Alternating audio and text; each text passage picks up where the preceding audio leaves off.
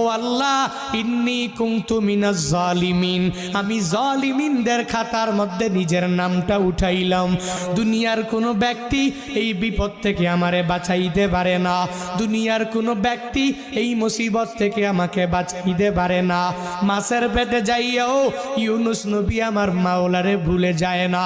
ইউনুস নবী যখন আল্লাহকে জানাইয়া দেয়, আল্লাহ লা ইলাহা ইল্লা আনতা, ও দয়ার মালিক তুমি ছাড়া কোনো ইলা নাই, তুমি ছাড়া কোনো মাবুদ নাই, তুমি ছাড়া কোনো মাশুক নাই, তুমি ছাড়া ইবাদত পাওয়ার যোগ্য দুনিয়াতে কেউ নাই।